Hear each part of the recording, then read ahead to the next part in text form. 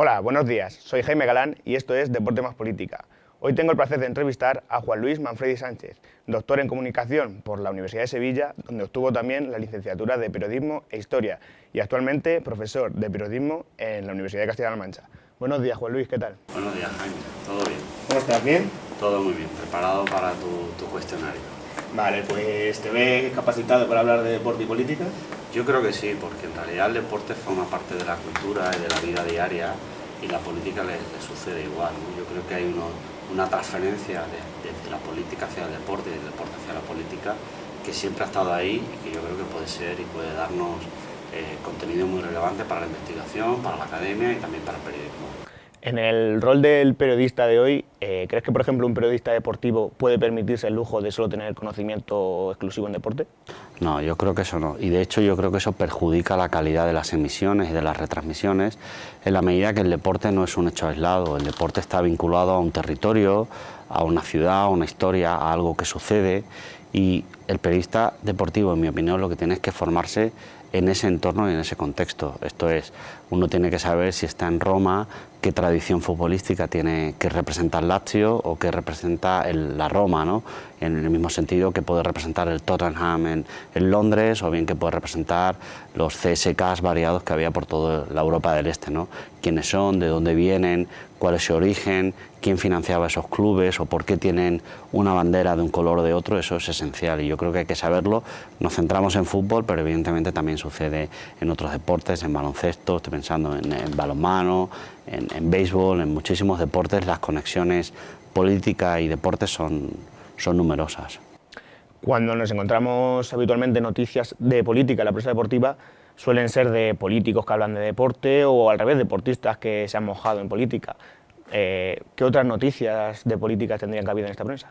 Yo creo que el periodismo deportivo podría dar un salto hacia adelante en el sentido de empezar a cubrir los propios acontecimientos deportivos desde una óptica un poquito más diversa. No sé si es política o es economía, pero estaría bien, por ejemplo, analizar cuál es el impacto total del Mundial de Qatar o el de Rusia, cuáles son las relaciones de poder que hay en Rusia o en Qatar para determinar que allí se celebre un Mundial o no, cuáles son las estrategias de algunos países para promover su imagen pública a través del deporte. Yo creo que por ahí, por ese lado de la política, podrían ampliar, y desde el lado económico yo echo en falta que el periodismo deportivo analice mejor las cuentas, ¿no? Yo cuando de vez en cuando, de forma regular, ¿no?, tal club tiene problemas con Hacienda, tal club tiene problemas de deuda o tal club desaparece porque no puede pagar, pues esto en realidad apenas tiene cobertura, solo tiene cobertura al final. Y ahí es evidente que hay una burbuja futbolística o mediática de precios y sobreprecios, eso tiene que tener alguna explicación. Yo he hecho en falta ese contenido. Claro, hablas de economía y precisamente ahora está saliendo muchos deportistas que la Fiscalía ha anunciado que fraude fiscal y demás.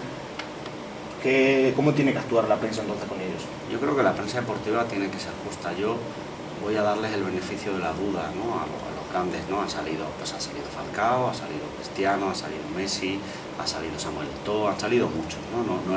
Han salido los del Madrid o los del Barça.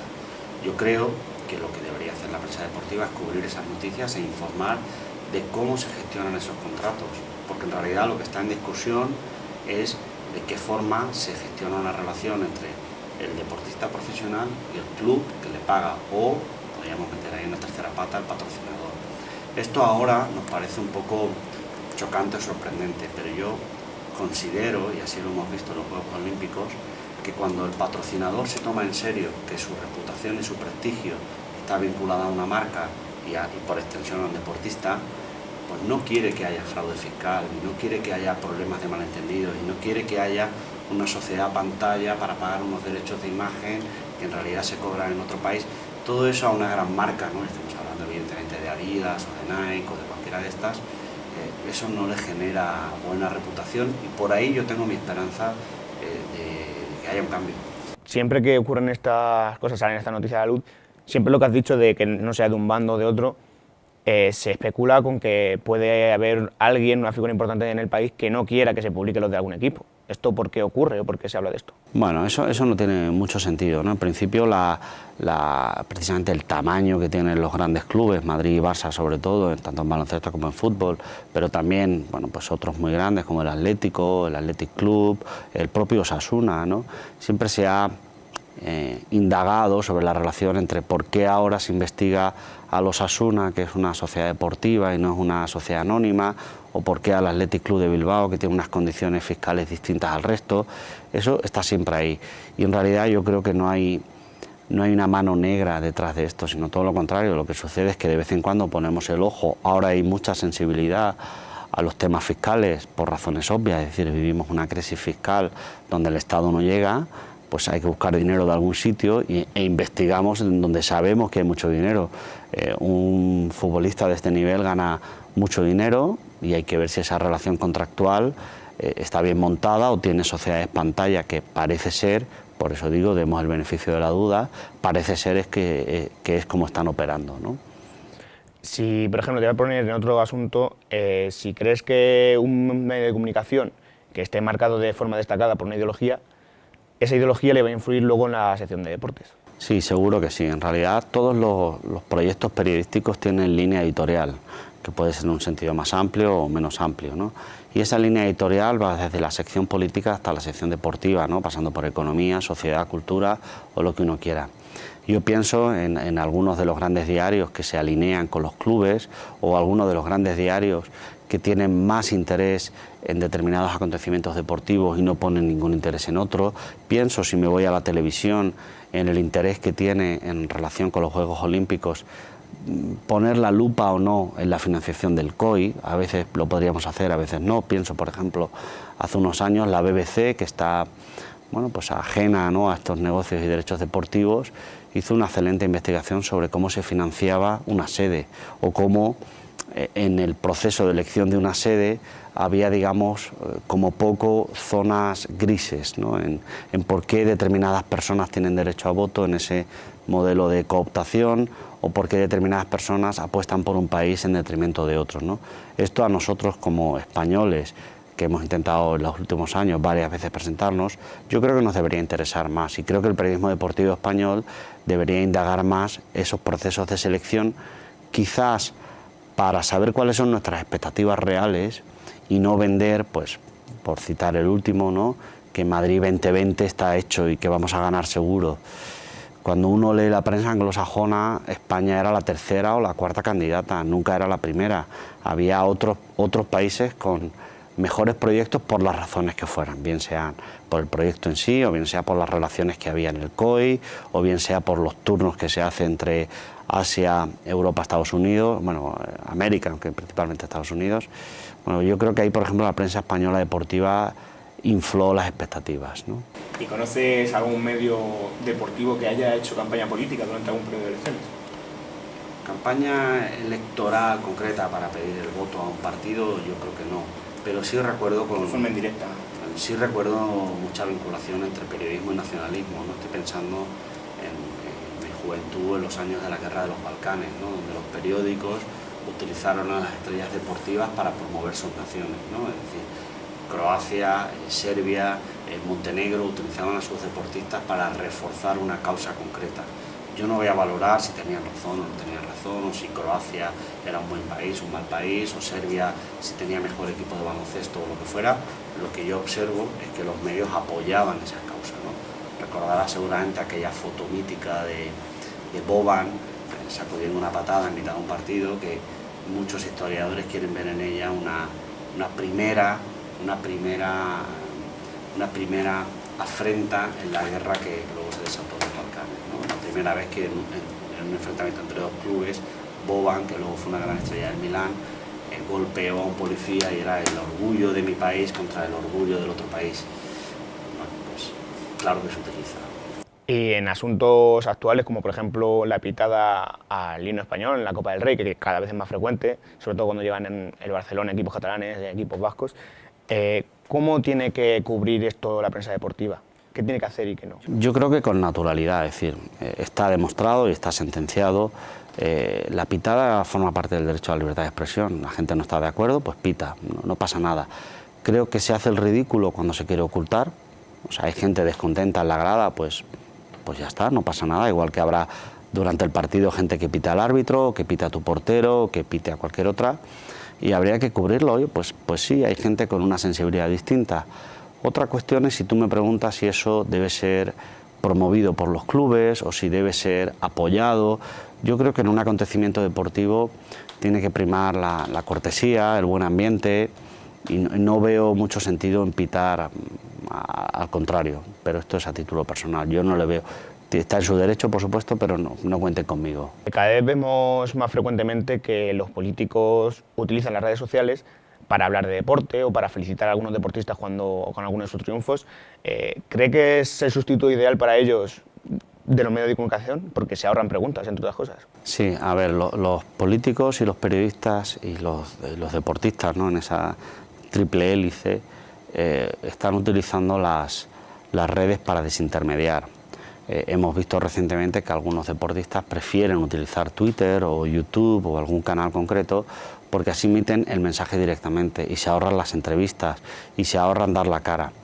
Yo creo que soy escéptico porque evidentemente va a haber un peso muy fuerte de la marca personal del deportista individual, ¿vale? Es decir, pues Piqué, ¿no?, que es el más conocido, o cualquier estrella de la NBA, pero eso se contrapesa con el valor del equipo.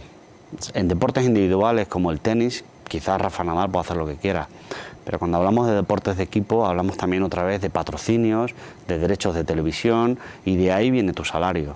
Con lo cual, está bien que tú te enfades y quieras utilizar solo Twitter, pero al final tienes que utilizar también los canales tradicionales, convencionales, como lo quieras llamar, porque de ahí viene tu fuente principal de ingresos. No se puede, y esto lo he repetido hasta la saciedad, no se puede disociar marca personal de capital social. La marca personal no es a título individual, no es yo solo en el mundo, es yo solo en un contexto. Y en ese contexto los clubes todavía pesan mucho. Y en el caso contrario de los medios de comunicación, ¿qué ventajas tienen las redes sociales en su relación con los políticos? Bueno, tiene la ventaja de que, por un lado, así un poco por hacer una pequeña broma, tienen la ventaja de que se equivocan mucho, porque son más espontáneos, porque cuentan lo que les parece, porque a veces tuitean sin pensar mucho. Eso está bien porque le da carnaza a los medios de comunicación. En la parte más seria, yo creo que la relación entre periodismo, política, redes sociales, hay oportunidades para hacer mejor cosas, mejores coberturas, mejores preguntas, para conocer mejor a la persona. Y bueno, yo creo que ahí hay una vía que se debe de explorar. Voy a mencionar ahora a John Carlin, que también participó en una entrevista para este blog, porque nos comentó un concepto de la futbolización de la política. Sí. Y es que cómo se pasan las pasiones con las que vive un aficionado con su equipo de fútbol a la política, que cada vez parece que ocurre más y con más fuerza. Y es como, si piensas como él, que de verdad se ha perdido el criterio para cambiar el voto de un partido a otro y ahora se escoge un partido político para siempre. Bueno, yo no creo que se coja un partido político para siempre, y lo hemos visto en varias ocasiones y lo veremos próximamente. Lo que sí creo en esa idea de hooliganización de la política o futbolización, no sé cómo sería el concepto correcto, lo que veo es pues que la política ha anidado o ha promovido la difusión de nuevas identidades, y en ese sentido se asemeja mucho al deporte, ¿no? Es decir, uno es muy del Madrid o muy del Betis o muy del Córdoba, pase lo que pase siempre. No es un problema de no soy esta mañana del Madrid, por la tarde del Atlético y a medianoche del Valencia. Y esa idea sí que se quiere trasladar, o sí que los partidos, los sindicatos, las organizaciones políticas querrían que eso fuera así, ¿no? Es decir, esto lo vemos de forma recurrente, pues en mi opinión, cuando los políticos hacen el ridículo, ¿no? Es decir, han pillado al mío en corrupción, pero bueno, en realidad no es corrupción. Bueno, han pillado el tuyo, no eres tú, pues lo que yo querría de alguien de mi entorno así es echarlo fuera. En cambio, no defenderlo, pero en cambio caemos en la defensa, ¿no? Que se defienda a los tribunales, que para eso está la presunción de inocencia, y poco más. En cambio, si al que han pillado desde el contrario, pues fulano es un mangante y fulano no tiene ningún derecho y fulano es culpable seguro, Ese discurso de hooligan de los míos son inocentes en corrupción, los tuyos son culpables, eso sí que lo veo claramente. ¿Han ayudado los populismos a esta situación, los populismos emergentes? Sí, claro, el populismo utiliza esas técnicas comunicativas, ¿no? De simplificar los mensajes, de reforzar la posición del líder, de crear campañas, ¿no? En el caso particular de redes sociales, para apoyar una causa con un hashtag y con una idea muy corta, muy concreta, muy sólida, ¿no? Que enseguida pues, se hace eco, ¿no? Se hace cámara de eco, ¿no? Y los populismos utilizan esas técnicas, pero vamos, ni son exclusivas de ellos, ni hay una definición única de populismo, que los veo hacia la izquierda, hacia la derecha, por el norte, por el sur, los veo por todos los lados.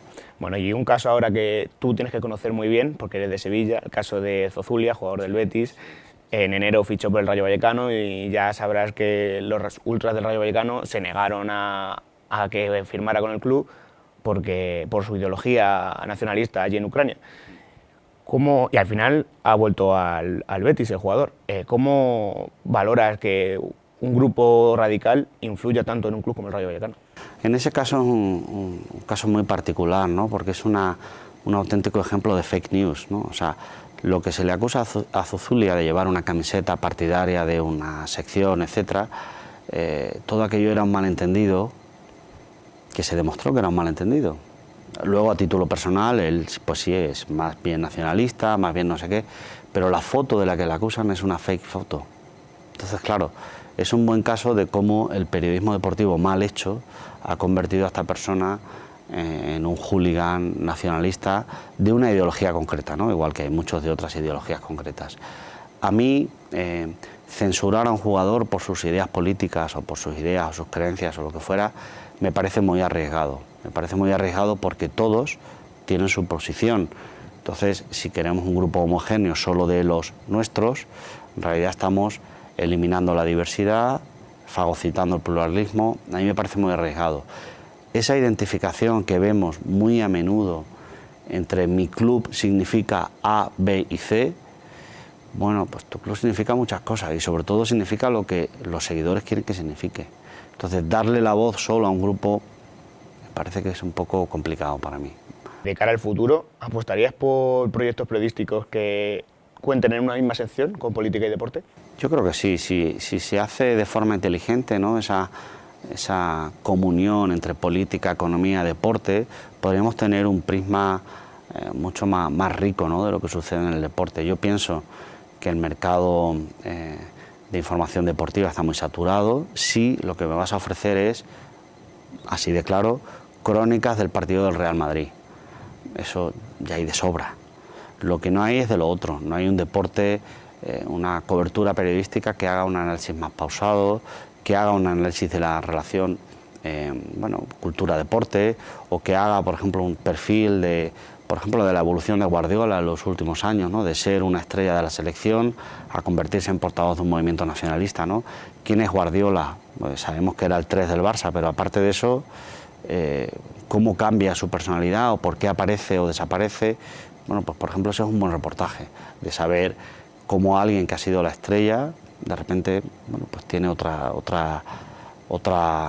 ideología, ¿no? No se trata aquí, como decía antes, de censurar una o decir que esta es la correcta y esta es la incorrecta, sino es una evolución evidente. Pues ya para terminar, ¿qué autores nos recomiendas que tú conozcas, a mí y a los lectores, que hayan escrito o hayan realizado ensayos o algo sobre estos dos temas, deporte, política? Yo recuerdo, para mí quizás sea un descubrimiento o fue un descubrimiento, la capacidad que tenía Enrique González de hacer una columna de crónica política en deportes todos los lunes, en su época en Londres y luego en su época en Roma también, explicándonos la actualidad italiana o la británica a través de los ojos de lo que sucedía en el fútbol. Eso a mí me pareció siempre muy original, siempre muy correcto y siempre muy completo, ¿no? Saber lo que significa Roma, saber lo que significa Lazio, saber lo que significó Maradona en Nápoles, saber lo que significó Berlusconi, saber lo que significó que la Juve pasara a segunda por problemas de apuestas y problemas de otro tipo. Eso te permite enriquecer la visión de un país. No todo es Mariano dice, Pablo le responde, sino, bueno, pues eso que ahora en España vemos, ¿no? De qué sucede en los palcos, a quién se invita, quién va, quién no va. ¿Existe relación? ¿Quién patrocina esos clubes? ¿Existe relación? ¿No existe relación? ¿Existe relación luego por terceras vías con partidos políticos? Por ahí hay mucho campo por explorar. Bueno, pues muchísimas gracias, Juan Luis, ha sido muy interesante. Muy bien, gracias a ti. Un placer contar con usted. Gracias. Bueno, pues un saludo a todos. Deporte más política.